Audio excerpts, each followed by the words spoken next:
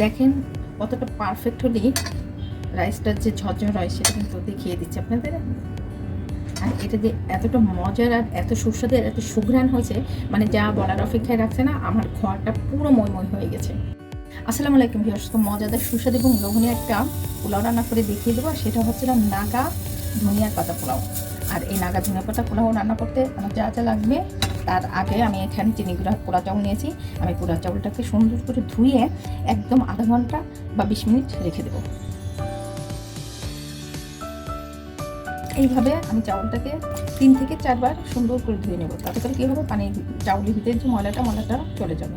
আমি চাউলটা ভিজিয়ে সাইডে রেখে দিচ্ছি। ভিউয়ার্স, নাগা পোলাও যেহেতু রান্না করবো, তার জন্য আমি যে সসটা তৈরি করবো, সেই সসটার জন্য আমার এখানে লাগবে হচ্ছিল ধনেপাতা। আমি এখানে 50 গ্রাম ধনেপাতা নিয়েছি।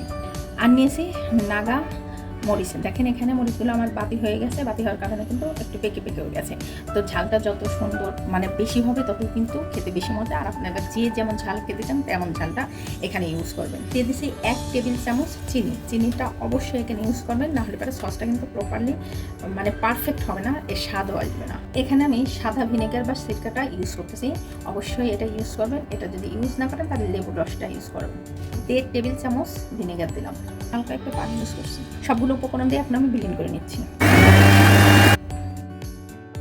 আমার পেস্টটা কিন্তু করা হয়ে গেছে। আর এই সসটা যতটা সুন্দর হবে, নাগা পোলাওটা কিন্তু ততটা সুন্দর হবে। এখন আমি ডাইরেক্ট চুলায় আমি চুলায় একটা প্যান নিয়েছি। আর প্যানের ভিতরে আমি তেল নিয়েছি, 1/3 কাপ তেল নিয়েছি। এটা গরম হয়ে গেছে। এখন আমি এর ভিতরে কিছু কুচি পেঁয়াজ দিয়ে দিচ্ছি। এখানে 1/3 কাপ কুচি পেঁয়াজ আছে।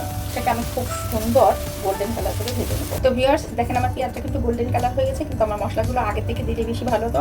আমি এখানে এলাচ দিয়ে দিচ্ছি 6টা, দারুচিনি দিয়ে দিচ্ছি 2-3টা, লবঙ্গ দিয়ে দিচ্ছি 5-6টা, দিয়ে দিচ্ছি 5-7টা, জয়ফলের ফুল যেটা সেটা জয়ত্রী দিয়ে দিচ্ছি এখানে 1 টুকরো। এটাকে হাত দিয়ে এরকম ক্রাশ করে নিতে হবে।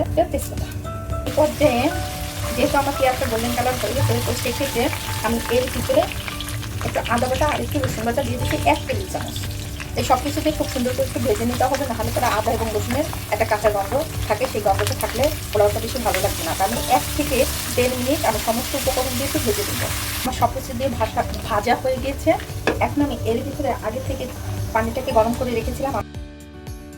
2 কাপ পরিমাণে আমি চাউল নিয়েছি, আর পানি নিয়েছি আমি 4 কাপ পরিমাণে। তো চাউলটা যতটুকু দিতে হবে তার ডাবল পানিটুকু দিতে হবে। যদি মনে করেন যে চাউলটা অল্প পানিতে ফুটে যেত, সেক্ষেত্রে পানির পরিমাণটা একটু কমিয়ে দেবেন। তো এই পর্যায়ে আমার পানিটা বলক আসা পর্যন্ত একটু অপেক্ষা করবো। আমার পানিতে বলক এসে গেছে। আমি স্বাদ মতো লবণটাকে দিয়ে দিচ্ছি। আর এখনই কিন্তু দারুণ একটা ফ্লেভার ছড়ায় পড়ছে। এখন আমি এর ভিতরে চাউলটাকে দিয়ে দিব। আমি যে চাউলটার পানিটাকে আগে থেকে ঝরিয়ে রেখেছিলাম, আমি কিন্তু চাউলটা অলরেডি আধা ঘন্টা ভিজিয়ে রেখেছিলাম। পর্যায়ে ঘন নাড়া দিতে হবে, তা নাহলে কিন্তু চাউলটা তলা পাকিয়ে যাবে। আর যেহেতু আমি খুব বেশি পোলাও রান্না করছি না, সেক্ষেত্রে আমার অতটা সমস্যা হবে না। আপনারা যখন বেশি পোলাও রান্না করবেন, তখন আপনারা আপনাদের মেজারমেন্ট অনুযায়ী নাগা ঝালটা দেবেন এবং ধনের পাতাটা দেবেন। কিন্তু এই পর্যায়ে কিন্তু ঘন নাড়া দিতে হবে, কারণ চাউলটা ঘন নাড়া না দিলে দেখা যাবে উপরটা শক্ত হয়ে গেছে, ভিতরটা কিন্তু নরম হয়ে গেছে। তো এইভাবে বারবার করে নাড়া দিলে উপর নিচ হয়ে গেলে চাউলটা একদম পারফেক্টলি কিন্তু ফুটে যাবে। এখন আমি জাস্ট 3 থেকে 4 মিনিটের জন্য একটু ঢেকে দিচ্ছি। আমি 2-3 মিনিট পরে ফিরে আসছি। দেখেন অলরেডি কিন্তু পানিটা কতটা কমে গিয়েছে। এই পর্যায়ে কিন্তু আমি যে সসটা রেডি করেছিলাম, নাগা সসটা, সেই নাগা সসটা এর ভিতরে দিয়ে দেবো। তার আগে আমি এর ভিতরে কিছু কাঁচামরিচ দিয়ে দিচ্ছি। পর্যায়ে আপনারা লবণটা কিন্তু চেখে নেবেন। সসটা দিয়ে দিচ্ছি। আর নাগা সসটা কিন্তু আগে দেওয়া যাবে না, আগে দিলে পরে কিন্তু কালারটা চেঞ্জ হয়ে যাবে। নাগা সসটা দিয়ে খুব সুন্দর করে এপিট ওপিট করে উল্টিয়ে দিতে হবে, যাতে করে পুরোটা চাউলের সাথে মিক্সড হয়ে যায়। আর আপনারা চাইলে কিন্তু যদি আর একটু মানে মিষ্টি খেতে চান, তাহলে কিন্তু আর একটু চিনি অ্যাড করে দিতে পারেন। কিন্তু আমার কাছে অতটা মিষ্টি ভালো লাগে না, আমার কাছে ঝাল ঝাল ভালো লাগে। এর ভিতরে ঘি দেবো না, কারণ ঘি দিলে পারা এই যে ধনের পাতার যে একটা ফ্লেভার, নাগার যে একটা ফ্লেভার, এই ফ্লেভারটা কিন্তু থাকবে না। দেখেন কালারটা কিন্তু কতটা জোস একটা কালার আসছে। এইভাবে করে আমি নাড়াচাড়া দিয়ে একদম দমে রেখে দেবো। এখন আমি ঢেকে দিয়েছি ঢাকনা দিয়ে। রাইট 10 মিনিট পরে আমি ফিরে আসছি। তো ভিউয়ার্স, আমি 10 মিনিট পরে ফিরে আসছি। দেখেন আমার পোলাওটা কিন্তু একদম প্রপারলি কিন্তু ঝরঝর হয়ে গিয়েছে। এভাবে জাস্ট বাসায় একবার ট্রাই করবেন। আর মেহমান অতিথিদের এই মজার পোলাও রান্না করে খাবেন, তারা দেখে পুরো পাগল হয়ে যাবে আপনার এই খাবারটা খেয়ে। আর আমি তো অলরেডি ঘ্রাণেই পাগল হয়ে গেছি। আমি এখন পরিবেশন করে দেখিয়ে দিচ্ছি এটা কতটা মজা, সুন্দর যেমন হয়েছে, খেতে মাসাল্লাহ আরও বেশি মজা হয়েছে। আর আমি ঠিক যেমনটা চেয়েছি তেমনটাই কিন্তু হয়েছে। দেখেন একদম পারফেক্ট ঝরঝর হয়ে গেছে। তো ভিউয়ার্স, আপনারা যদি আমার চ্যানেলটা এখনও সাবস্ক্রাইব করে না থাকেন তাহলে অবশ্যই একটা সাবস্ক্রাইব করে আমার পাশে থাকবেন।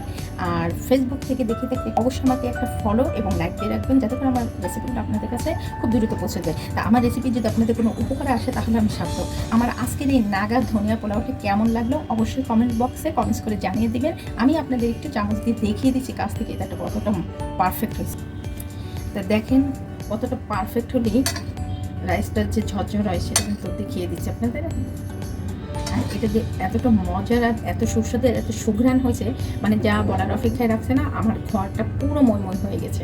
জাস্ট আর কি বলবো, কিছুই বলে না। আপনারা জাস্ট বাসায় একবার ট্রাই করবেন। আর যে কোনো রান্না দিয়ে সার্ভ করতে পারেন, গরুর মাংস, খাসির মাংস, মুরগির রোস্ট, টিকিয়া, যে কোনো জিনিস দিয়ে। এই পর্যন্ত সবাই ভালো থাকবেন, সুস্থ থাকবেন। নতুন নতুন কোনো রেসিপি নিয়ে আবার সামনে হাজির হবো। আল্লাহ হাফেজ।